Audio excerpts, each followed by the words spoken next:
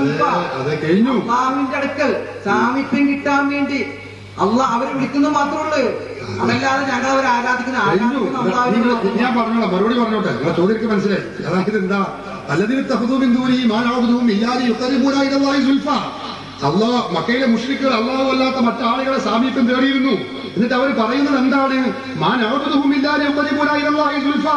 ഈ അള്ളാഹു അല്ലാത്ത ഈ വസ്തുക്കളുണ്ടല്ലോ, ഇലാഹുകൾ, അവർക്ക് ഞങ്ങൾ ആരാധിക്കുന്നുണ്ട്. എന്തിനാണ് ഞങ്ങൾ ആരാധിക്കുന്നത്? വലിയ തമ്പുരാനിലേക്ക് ഞങ്ങൾ അടുപ്പിക്കാൻ വേണ്ടിയാണ് ഞങ്ങൾ ആരാധിക്കുന്നത്. ഇവർക്ക് ആരാധിക്കുന്നത് എന്നാ മക്കയിലെ മുശ്രിക്കുകൾ പറയുന്നത്. സഹോദരൻ, അതന്നെ ഞാനും പറയുന്നത്. സുന്നികളെ ആരാധിക്കുന്നില്ല, ഇത് നിങ്ങൾക്ക് മനസ്സിലാക്കുന്നില്ല. നിങ്ങൾ പ്രാർത്ഥന ആ പഠിപ്പിച്ചത് ഇങ്ങനെ അത് മാറണേ കുറച്ച് താമസം പിടിക്കും. ഞാൻ കുറ്റപ്പെടുത്തല്ല. പ്രാർത്ഥന എന്നിങ്ങനെ പറയുക എന്നല്ലാതെ ആരാധിക്കുന്നതിനെ കുറിച്ചാണ് ഖുർആൻ പറയുന്നത്. ഞങ്ങൾ ഔലിയാക്കളോടോ മുഹ്യിദ്ദീൻ ശൈഖിനോടോ റസൂലുള്ളാഹിയോ ആരാധിക്കുന്നില്ല. ഇത് നിങ്ങൾക്ക് പല വട്ടമല്ല ഞാൻ പറഞ്ഞു. ഈ ഇരിക്കുന്ന ആളുകൾക്കൊക്കെ കേട്ട് മടുത്തിട്ടുണ്ടാവും. ഇവർ ഇന്ന തെറ്റിദ്ധരിക്കുന്നുണ്ടാവും. ഇയാൾക്ക് എന്താ ഈ ആവർത്തന വിരസത ഒരു ഇടങ്ങറായി തോന്നുന്നില്ലേ എന്ന് നിങ്ങൾ എന്നെ കൊണ്ട് ക്ഷമിക്കരുത്. ഈ സഹോദരൻ അത് മനസ്സിലാകുന്നില്ല. എന്താ കാട്ടുക? ഞങ്ങൾ അവർക്ക് ആരാധിക്കുന്നില്ല എന്നാ പറയുന്നത്. സുന്നികൾ അല്ലാഹു അല്ലാത്ത ഔലിയാക്കൾക്ക് അമ്പിയാക്കൾക്ക് ആരാധിക്കുന്നില്ല സഹോദര. അതാ ഞാനീ പറയുന്നത്. ആരാധന ഒന്ന് വേറെ, ആദരവൊന്ന് വേറെ. ഞാൻ നേരത്തെ പറഞ്ഞതാണത്. മക്കയിലെ മുശ്രിക്കുകൾ ഈ ആയത്തിൽ പറയുന്നത് ഞങ്ങൾ ഈ അല്ലാഹു അല്ലാത്ത വിഗ്രഹങ്ങൾക്കും ഇലാഹുകൾക്കും ഞങ്ങൾ ആരാധിക്കുന്നുണ്ട്. എന്തിനാണ് ഞങ്ങൾ ആരാധിക്കുന്നത്? ഞങ്ങൾ വലിയ തമ്പുരാനിലേക്ക് ഞങ്ങൾ അടുപ്പിക്കാനാണ്. ഇതാണ് അവർ പറയുന്നത്. ലക്ഷ്യം എന്താവട്ടെ, അവർ ആരാധന നിർവഹിച്ചില്ലേ ഈ വിഗ്രഹങ്ങൾക്ക്. അതോടുകൂടി തന്നെ ഫീസ് പോയില്ലേ, അവർ മുശ്രിക്കായില്ലേ. ഞങ്ങൾ അങ്ങനെയല്ല, ഞങ്ങൾ ആരാധിക്കുന്നില്ല. ആരാധന അള്ളാഹുവിന് മാത്രമേ ഉള്ളൂ. ഇതാണ് ഞാനീ പറയുന്നത്. ആരാധന അള്ളാഹുവിന് മാത്രം. പിന്നെ അപേക്ഷയും യാചനയും ചോദ്യവും പിന്നെ സഹായം ചോദിക്കലും ഇതൊക്കെ അള്ളാഹു അല്ലാത്തവരോട് നമ്മൾ നടത്തുന്നു. പിന്നെ നിങ്ങൾ പറഞ്ഞു ആഗ്രഹ സഫലീകരണം അള്ളാഹിനോട് മാത്രമേ പറ്റുള്ളൂ. അത് വല്ലാത്തൊരു കടുക്കയ്യാണ്. നിങ്ങൾ ആ പറഞ്ഞത് എത്ര കണ്ട് നിങ്ങൾക്ക് തന്നെ ഇഖ്ലാസ് ഉണ്ടാവുമെന്ന് എനിക്ക് തോന്നുന്നില്ല.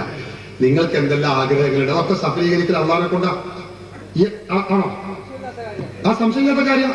ഒന്നും കൊടുത്താൽ ആള് എന്റെ ആഗ്രഹങ്ങൾ എന്റെ റബ്ബിനോട് മാത്രമേ ഞാൻ ചോദിക്കാറുള്ളൂ. അതിൽ ആരും ഒറ്റ കാര്യം, ലൈംഗികമായി ബന്ധപ്പെടുക എന്നത് നിങ്ങളൊരു ആഗ്രഹമാണ്. അത് നിങ്ങൾ റബ്ബിനോടോ ചോദിക്കല് ഭാര്യയോടോ ചോദിക്കല് എന്താ നിങ്ങൾ പറയുന്നത്? വ്യക്തിത്വം പറയുന്നത് നിങ്ങൾക്ക് 1000 ഉറുപ്പിക ആവശ്യമുണ്ട്. ഞാൻ പറഞ്ഞു 1000 ഉറുപ്പിക നിങ്ങൾക്ക് ആവശ്യമുണ്ട്. അത് നിങ്ങൾ റബ്ബിനോടോ ചോദിക്കല്, ഇയാളോടോ ചോദിക്കല്, നിങ്ങളുടെ സുഹൃത്തിനോടോ ചോദിക്കല്. നിങ്ങൾക്ക് ഭക്ഷണം ആവശ്യമുണ്ട്. ഭക്ഷണം നിങ്ങൾ റബ്ബിനോടോ ചോദിക്കല്, ഭാര്യയോടോ ചോദിക്കല്, വീട്ടിലുള്ള സ്ത്രീകളോടോ ചോദിക്കല്. ആരെ നിങ്ങളെ പൊട്ടനാക്കല്? വെറുതെ വിഡിത്തം പറയുന്നത് നിങ്ങൾ. അതാണ് ഞാൻ പറയുന്നത്. കഥയില്ലാതെയാണ് സംസാരിക്കുന്നത്. നമ്മുടെ ആഗ്രഹങ്ങളിൽ പലതുമുണ്ട്. ആഗ്രഹ സഫലീകരണം എല്ലാ അള്ളാഹിനോടൊന്നുമല്ല. അള്ളാഹുവിനോട് ആത്യന്തികമായി ചോദിക്കണം. ഞാൻ പറയുന്നത് ശരിക്കും നിങ്ങൾ മനസ്സിലാക്കണം. നമ്മൾ ആഗ്രഹ സഫലീകരണമാവട്ടെ ഏത് വിഷയമാവട്ടെ നമ്മൾ അള്ളാഹുവിനോട് ആണ് ആത്യന്തികമായി നമ്മൾ ഇത് ചോദിക്കേണ്ടത്, ചോദിക്കുന്നത് അല്ലേ? പടച്ചവനെ നിന്നോട് മാത്രം ഞങ്ങൾ സഹായം ചോദിക്കുന്നു.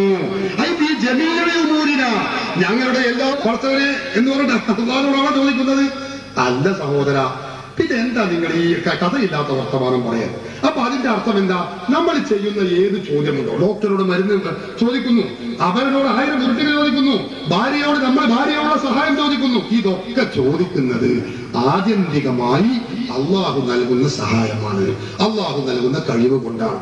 അപ്പൊ ആത്യന്തികമായി അള്ളാഹുവിന്റെ കഴിവ് കൊണ്ടാണ് ഏതൊരു പ്രവൃത്തിയും ഉണ്ടാകുന്നത്. പ്രത്യക്ഷത്തിൽ അത് അള്ളാഹുവിനോടല്ല നാം ചോദിക്കുന്നത്. ആണോ? ഉറപ്പല്ലേ? വിശക്കുന്ന നേരത്ത് നമ്മൾ ദാഹിക്കുന്ന നേരത്തെ വെള്ളം ചോദിക്കുന്നു, അത് അള്ളാഹിനോടാണ് ചോദിക്കുന്നത്. പ്രത്യക്ഷത്തിൽ ചോദിക്കുന്നത് സുഹൃത്തിനോടല്ലേ, ഭാര്യയോടല്ലേ. ഭക്ഷണം ചോദിക്കുന്നത് വീട്ടിലെ മാതാവിനോടല്ലേ.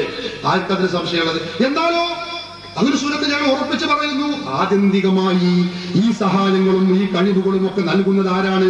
പടച്ചതമ്പുരാനാണ്. എല്ലാ കാര്യങ്ങളും ആത്യന്തികമായി നിന്നോടാണ് ഞങ്ങൾ സഹായം ചോദിക്കുന്നത്. ഏതൊരു സഹായമുണ്ടോ ആ സഹായം മുഴുവനും അള്ളാഹുവിൽ നിന്നാണ് അതിന്റെ തുടക്കം. നോക്കൂ നിങ്ങൾ, ഖുർആൻ എത്ര സ്പഷ്ടമായിട്ടാണ് പറയുന്നത്. ഏത് സഹായമുണ്ടോ അതൊക്കെ അള്ളാഹുവിൽ നിന്നാണ് തുടങ്ങുന്നത്.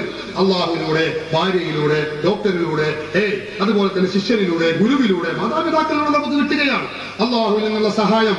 ആ സഹായത്തിന് കേന്ദ്രങ്ങളായി അത് വിതരണം ചെയ്യാനുള്ള കേന്ദ്രമാണ് നമ്മുടെ ഭാര്യമാർ, അള്ളാഹു അനുവദിച്ചതാണ്. അതുപോലെ തന്നെ ഡോക്ടർമാർ അള്ളാഹു അനുവദിച്ചതാണ്. അതുപോലെ തന്നെ നമ്മുടെ മാതാപിതാക്കൾ, നമ്മുടെ കുടുംബാദികൾ, സ്നേഹിതന്മാർ, അതുപോലെ അള്ളാഹു അനുവദിച്ച ഒരു കേന്ദ്രമാണ് മഹാത്മാക്കൾ, അള്ളാഹുവിന്റെ ഔലിയാക്കളും അമ്പിയാക്കളും. അവരും അള്ളാഹു അനുഗ്രഹിച്ചവരാണ്. അത് അനുഗ്രഹിച്ചവരാണ് എന്നതിൽ ഞാൻ നേരത്തെ